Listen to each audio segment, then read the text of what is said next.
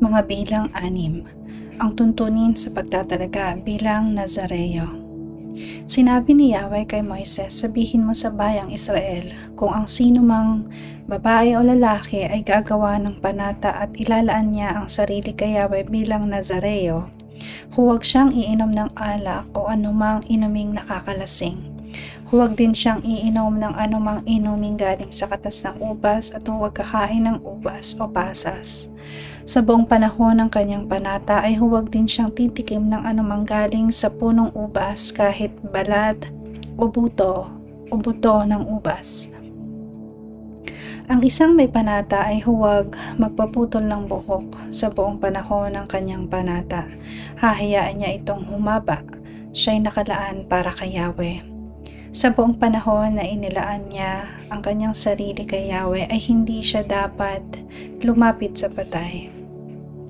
Kahit ito'y kanyang ama, ina o kapatid, hindi siya dapat gumawa ng anumang makapagpaparumi ayon sa kautusan sapagkat ipinapakita ng kanyang buhok na siya'y isang Nazareo. Pananatilihin niyang malinis ang kanyang sarili sa buong panahon ng kanyang panata. Kung may biglang mamatay sa kanyang tabi at mahawakan niya ito, pagkalipas ng 7 araw ay aahitin niya ang kanyang buhok sapagkat nadungisan siya ayon sa kautusan. Sa 8 araw, magbibigay siya sa pari ng 2 inakay ng kalapati o bato-bato sa pintuan ng toldang tipanan. Ang isa nito ay handog ukol sa kasalanan at ang isa ay handog sa nasusunugin bilang katubusan sa naging kasalanan niya sa pagkakahawak sa bangkay. Sa araw ring iyon, muli niyang ilalaan sa Diyos ang kanyang buhok. Ito ang pasimulan at siya'y muling inilaan kay Yahweh bilang Nazareo. Ang mga araw na nagdaan sa panahon ng panatang iyon ay hindi ibibilang sapagkat nadungisan siya ng makahawak sa patay at mag-alay siya ng isang kordero na isang taong gulang bilang handog na pambayad sa kasalanan. Ito naman ang gagawin pagkatapos ng kanyang panata bilang Nazareo. Haharap siya sa pintuan ng toldang tipanan at maghahandog ng 3 tupa. Isang lalaking tupa na 1 taong gulang at walang kapintasan bilang handog na susunugin. Isang babaeng tupa na 1 ring taong gulang at walang kapintasan bilang handog para sa kapatawaran ng kasalanan. At 1 barakong tupa na walang kapintasan bilang handog na pangkapayapaan. Bukod dito, maghahandog siya ng 1 basket na tinapay na walang pampaalsa at hinaluan ng langis, at manipis na tinapay na wala ring pampaalsa at may pahit na langis. Magdadala rin siya ng mga handog na pagkaing butil at inumin. Ang lahat ng ito ay dadalhin naman ng pari sa harapan ni Yahweh at iaalay ang handog para sa kapatawaran ng kasalanan at handog na susunugin.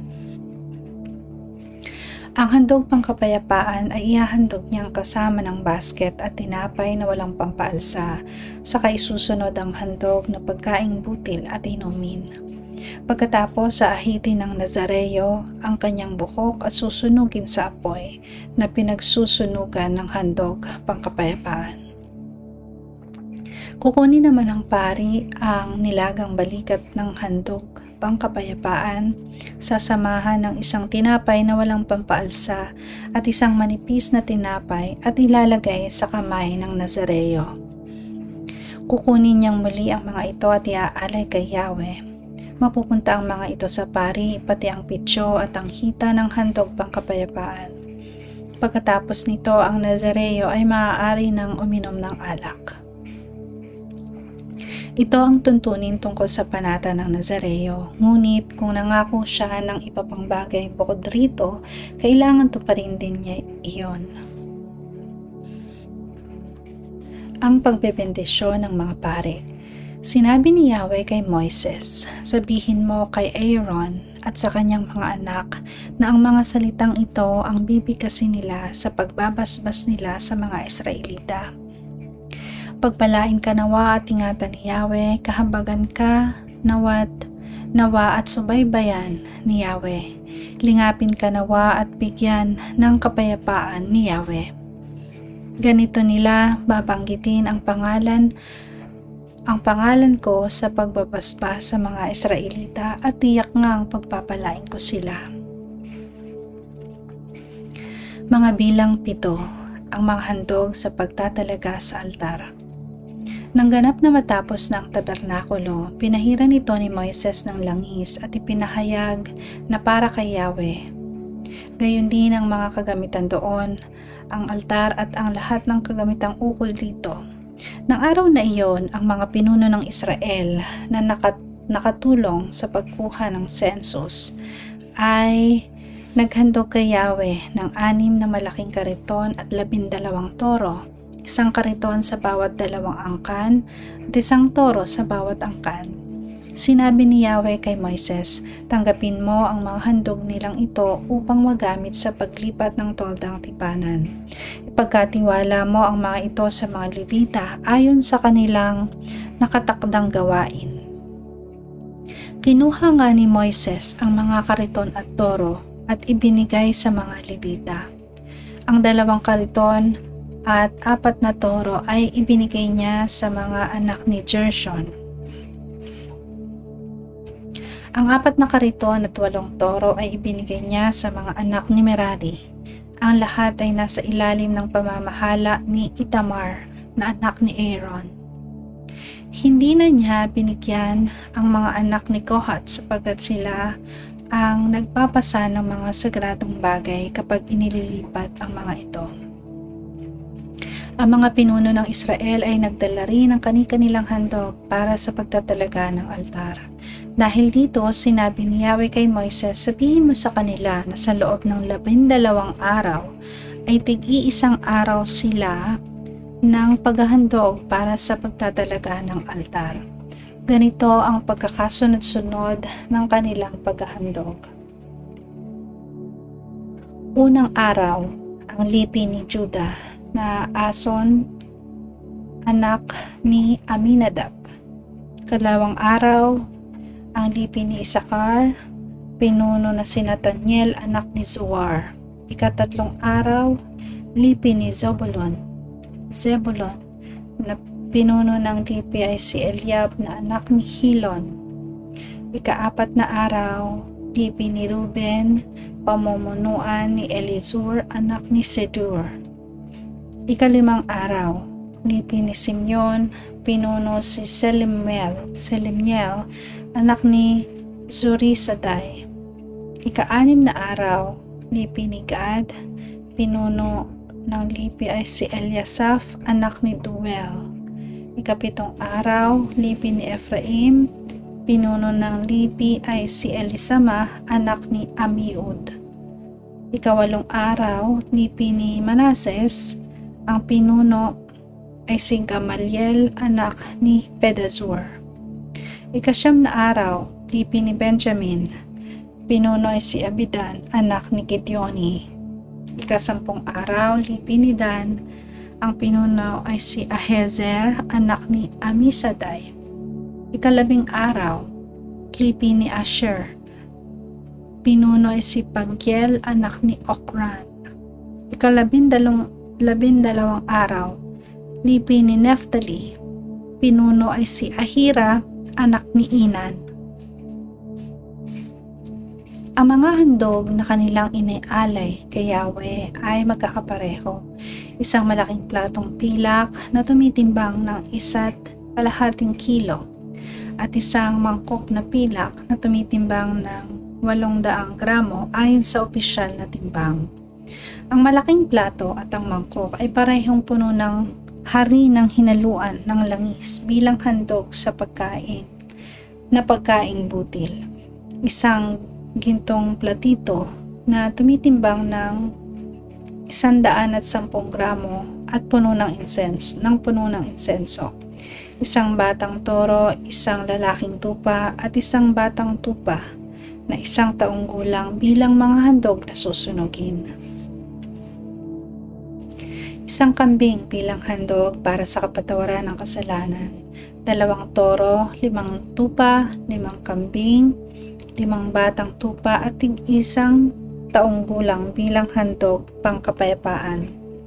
Ito ang kabuoang handog ng mga pinuno ng Israel nang italaga ang altar. 12 malaking platong pilak at 12 mangkok na pilak na ang kabuoang timbang lahat ay 27.6 kilos.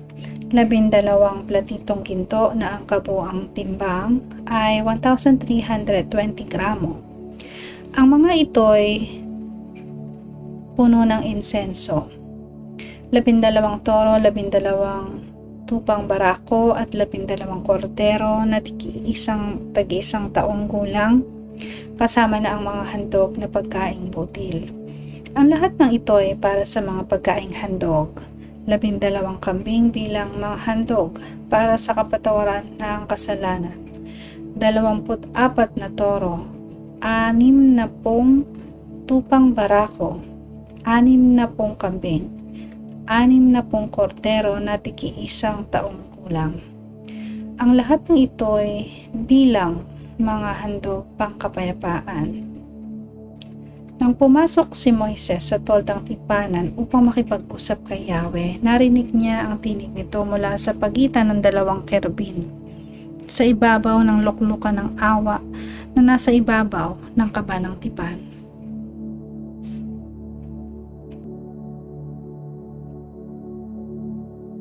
Mga bilang 8, ang pag-aayos ng mga ilaw sa toldang tipanan. Sinabi ni Yahweh kay Moises, sabihin mo kay Aaron na pagkasindi ng 7 ilaw, iaayos niya ang mga ito sa ibabaw ng patungan upang magliwanag sa paligid nito. Iyon nga ang ginawa ni Aaron ayon sa inutos ni Yahweh kay Moises. Ang ilawan ay yari sa pinitpit na ginto, gayon din ang palamuting bulaklak at ang mga tangkay nito. Ginawa ito ni Moises ayon sa anyong huwaran na ipinakita sa kanya ni Yahweh.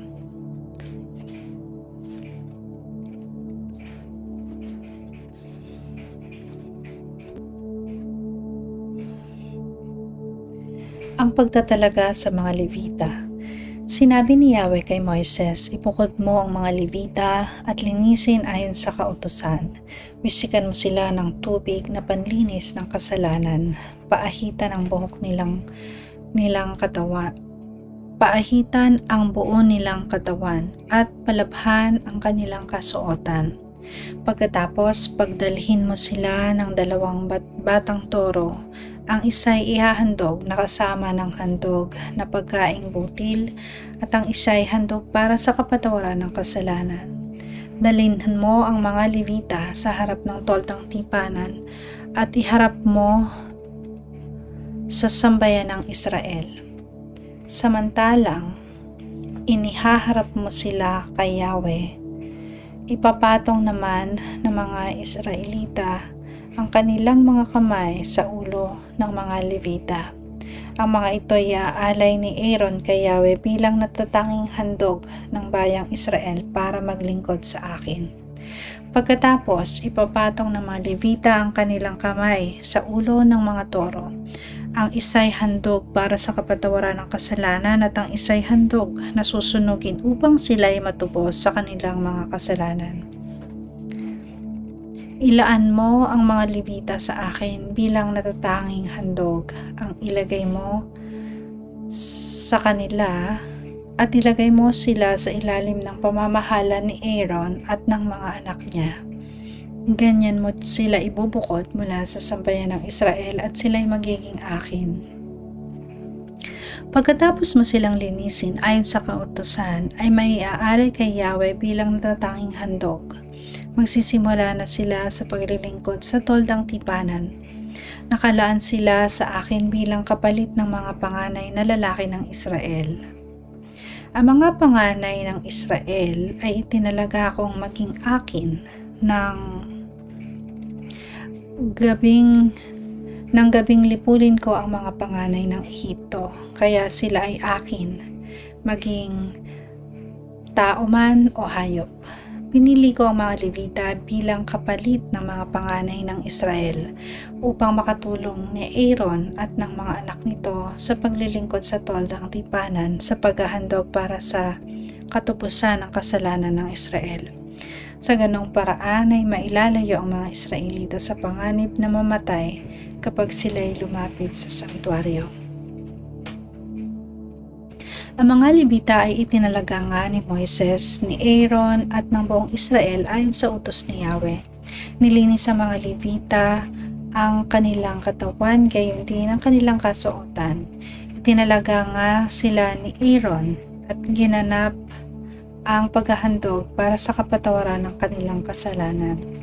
Isinagawang lahat ni Moises ang utos ni Yahweh sa kanya tungkol sa mga Levita. Pagkatapos, ginampanan na nila ang kanilang tungkulin sa loob ng toldang tipanan bilang katulong ni Aaron at ng mga anak nito. Ang itatagal ng panunungkulan ng mga Levita. Sinabi ni Yahweh kay Moises, ganito ang magiging tuntunin tungkol sa mga Levita. Mula sa edad na 25, tutulong sila sa gawain sa loob ng toldang tipanan. Pagdating nila ng 50 taon, pagpapahingahin na sila sa ganoong gawain. Maaari pa rin silang tumulong sa kanilang mga kapwa Levita sa pagganap ng mga ito sa kanilang tungkulin sa loob ng toldang tipanan, subalit hindi sila maaaring magsagawa ng paglilingkod. Mga bilang siyam, ang pagdiriwang sa Paskwa.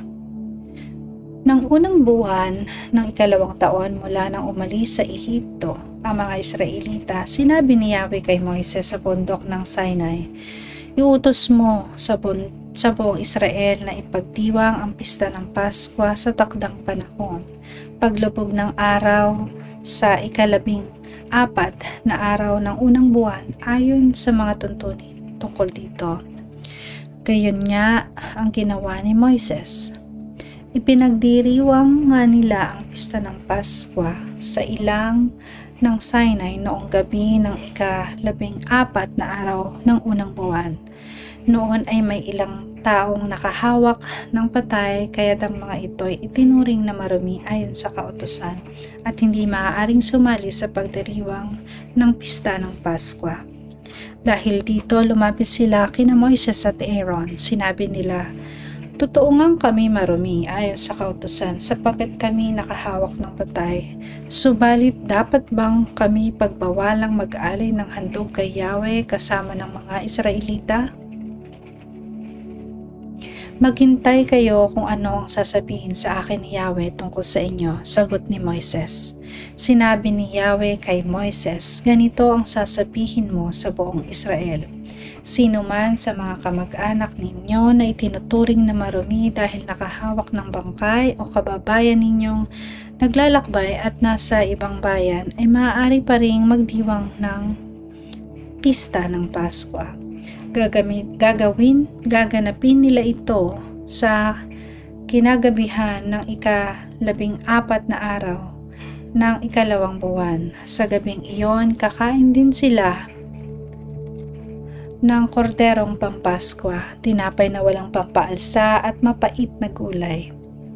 Huwag din silang magtitira kahit kapiraso ng korderong pampaskwa at huwag din nilang babaliin kahit isang buto niyon. Sa pagdiriwang nila sa Paskwa, susundin nila ang lahat ng tuntunin ukol dito.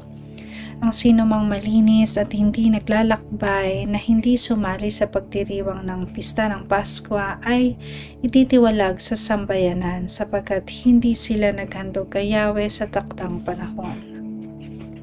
Sila ay parurusahan. Ang dayuhang nakikipamayan sa inyo ay maaaring sumama sa pagdiriwang ng pista ng Paskwa kung susundin niya ang mga tuntunin tungkol dito. Iisa ang tuntunin ng Paskwa maging para sa mga Israelita o sa mga dayuhan. Natakpan ng ulap ang toldang tipanan. Nang maitayo na ang tabernakulo, ito ay natakpan ng ulap.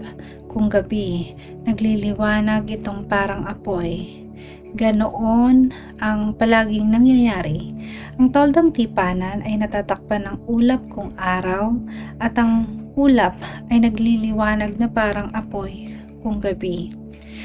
Tuwing aalis ang ulap sa ibabaw ng toldang tipanan, ang mga Israelita ay nagpapatuloy ng kanilang paglalakbay. Kung saan ito tumigil, doon sila nagkakampo. Nagpapatuloy sila o tumitigil sa paglalakbay ayon sa palatandaang ito ni Yahweh.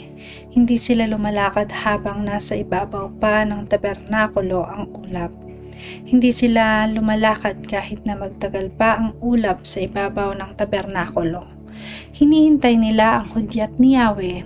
Kung minsan ang ulap ay ilang araw na nasa ibabaw ng tabernakulo. Ayon sa kalooban ni Yahweh, sila'y nananatili sa kampo at ayon din sa kalooban ni Yahweh, sila'y nagpapatuloy sa paglalakbay. Kung minsan, isang gabi lamang ito sa ibabaw ng toldang tipanan at kung minsan na may maghapon at magdamag. Kapag pumapaitaas ang ulap, sila'y nagpapatuloy kahit tumagal pa ito ng 2 araw. Isang buwan o mahigit pa, hindi sila lumalakad. Nagpapatuloy lamang sila kung pumapaitaas na ang ulap sa ibabaw ng tabernakulo. Nagpapatuloy nga sila o tumitigil sa paglalakbay ayon sa palatandaang ibinibigay ni Yahweh.